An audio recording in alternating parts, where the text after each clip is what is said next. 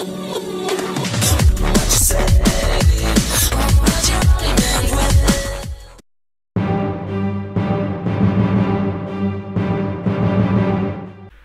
khỏe của người đàn ông bị rắn hổ mang chúa cắn chuyển biến nặng, chân bị hoại tử và nội tạng ảnh hưởng xấu.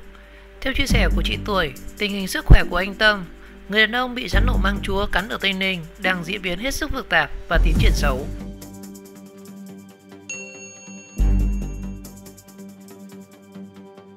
Những ngày gần đây, sự việc anh Phạm Văn Tâm, sinh năm 1982, quê ở Tân Châu, Tây Ninh, bị rắn hổ mang chúa cắn nhập viện cấp cứu tại Bệnh viện Đa khoa Tây Ninh gây xôn xao, và anh này nhập viện trong tình trạng tỉnh táo và chỉ hơi khó thở. Tuy nhiên thì chưa đầy 30 phút sau thì sức khỏe của anh Tâm chuyển biến xấu đi và đã được chuyển xuống Bệnh viện Chợ Giấy, thành phố Hồ Chí Minh để tiếp tục điều trị. Tối ngày 21 tháng 8 thì chị Bùi Thị Ngọc Tuổi, ngụ xã ở xã Suối Đá, huyện Dương Minh Châu, tỉnh Tây Ninh, chính là vợ của anh Phạm Văn Tâm, nạn nhân bị rắn hổ mang chúa cắn vào ngày 19 tháng 8, cho phóng viên biết. Các bác sĩ Bệnh viện Chợ Giấy đã thông tin cho chị trước tình trạng sức khỏe của anh Tê rằng đang rất xấu, và trong ngày 22 tháng 8 thì anh Tê sẽ phải lọc máu để thải hết độc tố, sau đó là sẽ truyền máu. Và theo chị Tuổi, các bác sĩ cho biết rằng nội tạng của anh Tâm gồm có gan và thận đã bị ảnh hưởng rất xấu, chân bị rắn cắn cũng đã bị hoại tử và không biết có được giữ lại được hay không. Và hôm anh Tê gặp nạn thì các bác sĩ cho biết cơ hội sống sót chỉ có 20%, đã khiến tôi muốn ngã quỵ. Và may mắn sau khi truyền được 10 lọ huyết thanh nên chồng tôi đã dần dần hồi phục và vượt qua được cửa tử. Thế nhưng trong chiều ngày 21 tháng 8 thì tôi lại thêm một lần đau đớn nữa khi nghe thông tin về tình trạng của chồng. Chị Tuổi nức nở chia sẻ với nhóm phóng viên. Và chị Tuổi cho biết thêm, khi đưa chồng từ khoa bệnh viện nhiệt đới sang khoa lọc thận, chỉ được vài phút ở bên chồng mà không thể cầm được nước mắt khi thấy anh Tê bất động và toàn thân sưng to và da tím tái.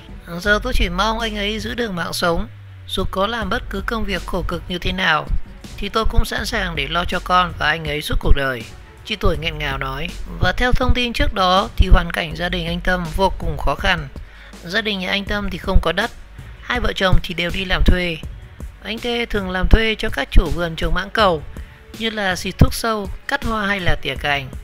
Và sau khi hết mùa mãng cầu thì anh Tê lại đi làm phụ hồ hoặc đi xe ôm, hoặc là ai gọi gì thì sẽ làm nấy. Gần 1 năm trước thì anh Tâm suýt mất mạng vì bị tai nạn giao thông khi đang đi trên đường đi phụ hồ. Anh Tâm sau đó bị di chứng tật ở đầu và chân, sức khỏe suy sút nên không thể làm được việc nặng và cũng không thể đi làm thuê được nữa. Và do hoàn cảnh quá khó khăn thì anh Tâm đành nhắm mắt đưa chân đi đặt bẫy bắt rắn để có tiền lo cho hai con nhỏ, một đứa lớn 9 tuổi, đứa nhỏ thì mới 2 tuổi. Trước đó thì anh Tâm chưa từng hành nghề bắt rắn và không có kinh nghiệm gì trong công việc đầy rủi ro này. Và vào hôm xảy ra sự việc thì anh Tâm và con trai bất ngờ phát hiện thấy một con rắn hổ mang chúa trong lúc đi làm ở vườn mãng cầu. Mặc dù con trai đã kêu anh Tâm bỏ chạy, nhưng vì tiếc của, anh Tâm đã quay lại bắt con rắn và hậu quả là bị rắn cắn vào đùi phải.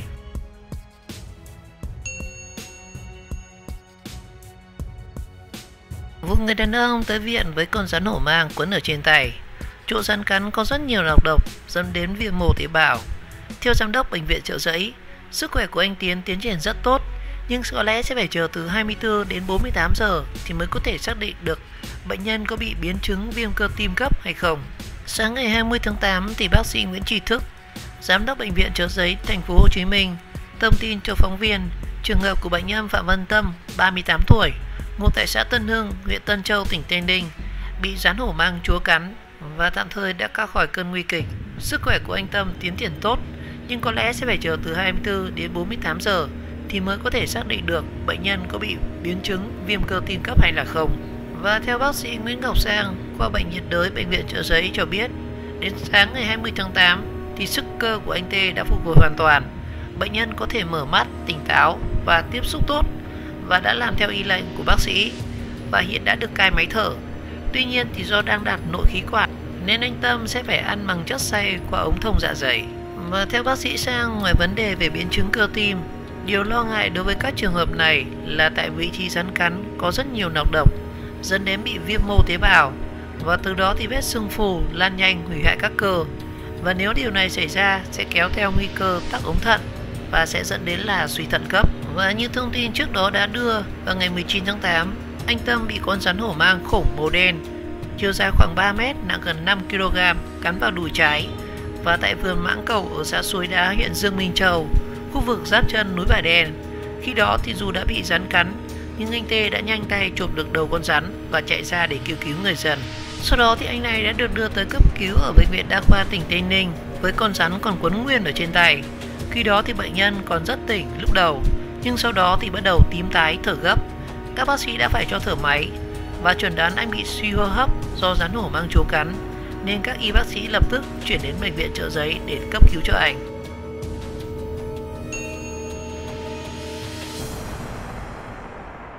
Kêu gọi giúp đỡ anh Tâm bắt rắn đóng học phí cho con, một ngày được 100 triệu đồng. Đằng sau thông tin người đàn ông ôm rắn hổ mang chúa vào viện cấp cứu là câu chuyện của người cha vì thương con mà đã liều mình bắt con rắn với ý định đem bán để đóng tiền học phí cho con. Và hiện anh đã được chuyển sang khoa hồi sức cấp cứu. Chiều ngày 21 tháng 8 thì chúng tôi gặp chị Bùi Thị Ngọc Tuổi, 28 tuổi, ngụ ở Dương Minh Châu, Tây Ninh, chính là vợ của anh Phan Văn Tâm, 36 tuổi. Người đàn ông đã vào bệnh viện cấp cứu khi vẫn đang ôm con rắn hổ mang chúa dài gần 3 mét quấn ở trên tay và cổ. Chồng tôi đi bắt rắn để đóng học phí cho con. Khuôn mặt phờ phạc và thất thần, chị Tuổi nước mắt ngắn nước mắt dài thông báo vừa theo bác sĩ đẩy băng ca của chồng chuyển từ khoa bệnh viện nhiệt đới sang khoa hồi sức cấp cứu ICU do tình hình sức khỏe đang diễn biến rất xấu. Bác sĩ nói rằng cơ quan nội tạng của chồng tôi bị nhiễm độc hết rồi, thận gan sẽ bị ảnh hưởng và ảnh đang hôn mê và sẽ phải thở máy. Và lúc chuyển ảnh đi, người ảnh đã sưng phù hết rồi. Tôi thì không biết chữ, phải chờ người nhà viết giấy cam kết và làm thủ tục để lọc máu. Bác sĩ bảo rằng chân ảnh của bị hoại tử và có thể sẽ phải bị cắt. Chị vừa lau nước mắt vừa kể. Hiện tại thì anh Tâm đang được chăm sóc đặc biệt. Chị thì không vào phòng bệnh thăm chồng được, đành ngồi thử ở một chỗ ở góc bệnh viện. Ảnh liều bắt con rắn đó đã lấy tiền đóng học phí cho con. Hồi năm rồi ảnh đi làm hồ, về nhà lúc trời tối rồi bị tông xe và gãy chân. Tới giờ thì vết thương vẫn còn chưa lành nên vẫn chưa đi làm được. Vợ chồng chạy chữa cái chân cho ảnh mấy tháng trời, ảnh lại không đi làm được nên đâu có tiền. Con thì sắp đi học mà chưa có tiền đóng học phí nên ảnh rất lo. Và thấy con rắn lớn và nghĩ rằng sẽ bán được một khoản tiền đủ để đóng tiền học cho con nên ảnh xông vào để bắt. Chị nghẹn ngào kể lại. Hai vợ chồng chị Tuổi lấy nhau đã 11 năm và có 2 đứa con. Con lớn sắp vào lớp 4, con nhỏ mới 2 tuổi rưỡi đang gửi cho ông bà ngoại trông. Hai vợ chồng chị ngày thường người ta kêu gì thì đi làm nấy, có thể đi làm hồ, phun thuốc, rễ cỏ, việc gì cũng làm. Mà kể từ ngày anh bị tai nạn gãy chân nên không làm gì được và anh cũng nóng ruột lắm, chị Tuổi xót xa. Và khi đưa anh đến bệnh viện, chị cũng chạy vậy để vay mượn cho anh em họ hàng để có tiền chạy chữa cho anh. Cộng đồng mạng chung tay để anh Tâm không còn phải đi bắt rắn. Chiều ngày 21 tháng 8, rất nhiều người đã đến bệnh viện Chợ Giấy, thành phố Hồ Chí Minh, chính là nơi anh Tâm đang được điều trị. Khi câu chuyện của anh Tâm bắt rắn để bán lấy tiền đóng học phí cho con. Chị Nguyễn Đỗ Trúc Phương, 26 tuổi, một cô gái trẻ với trang cá nhân có 53.000 người theo dõi. Khi biết câu chuyện của anh Tâm đã chia sẻ thông tin và vận động cộng đồng để hỗ trợ. Sáng nay tôi mới đăng bài để kêu gọi mà đến nay đã nhận được hơn 100 triệu đồng. Mọi người mong muốn số tiền này có thể giúp anh Tâm chữa trị, đồng thời giúp anh chị có một số vốn để làm ăn xem như có cái cần câu và không phải đi bắt rắn nguy hiểm như thế này nữa. Bản thân chị Tuổi thì không biết chữ nên Phương và một người bạn đã trực tiếp đến bệnh viện để lấy phiếu đóng tiền để đi đóng tạm ứng 50 triệu đồng chi phí hỗ trợ cho anh Tâm. Phương cho biết cô đã tính ngưng quyên góp khi số tiền của anh chị đã hơn 50 triệu đồng. Nhưng sau đó khi biết tình hình sức khỏe của anh diễn biến nặng và mong muốn vợ chồng anh có số vốn để làm ăn, nuôi con nên đã tiếp tục nhận đóng góp. Và không chỉ có chị Phượng mà rất nhiều người, từ những cô chú lớn tuổi đến nhân viên văn phòng, đã đến bệnh viện gặp chị Tuổi để chia sẻ và giúp đỡ. Chồng tôi từ hồi vào viện tới giờ đã đóng được mấy chục triệu. Tôi chỉ vay mượn được anh em 10 mấy triệu. Nếu không có các anh các chị là những nhà hảo tâm, mạnh thường quân giúp đỡ thì bây giờ không biết phải làm sao để giữ được mạng của chồng tôi. Và trước đó, theo thông tin bệnh viện Chợ Giấy, bệnh viện đã tiếp nhận bệnh nhân từ bệnh viện Đa khoa Tây Ninh vào ngày 19 tháng 8 trong tình trạng bị vết thương ở đùi, liệt tứ chi, đồng tử giãn và mất phản xạ. Và lúc này thì con rắn được chuyển cùng đến bệnh nhân đến bệnh viện Chợ Giấy trong tình trạng bắt buộc phải bị chặt miệng và chết. Sau đó thì xác con rắn đã được bàn giao lại cho gia đình. Và xác định bệnh nhân có biến chứng nhiễm độc thần kinh nặng do rắn hổ mang chúa cắn nên các bác sĩ đã nhanh chóng chuyển lên khoa bệnh viện nhiệt đới điều trị. Bệnh nhân đã được cho sử dụng 10 lọ huyết thanh kháng độc đặc hiệu